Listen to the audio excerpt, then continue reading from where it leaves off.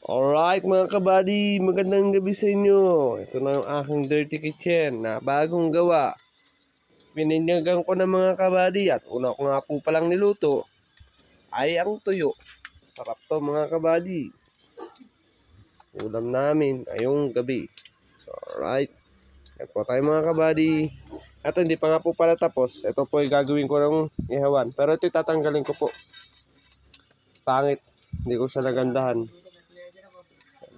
Ang gagawin ko po ay hollow blocks. Hindi naman siya pangit mga kabady. Naliliitan lang po ako. Kapalitan ko po yan. Diba? Sarap magluto sa kahoy mga kabady. Kaso wala pa akong panggatong. Hindi ko ito lalagyan ng panggatong kasi ito ilagayan ko ng kaldero. Ito ko po ilalagay yung panggatong ko. Ito pa lang po yung panggatong ko. Mga to yung kahoy. Alright. Sunog na yung aking niluluto. Ingat po tayo mga kabady.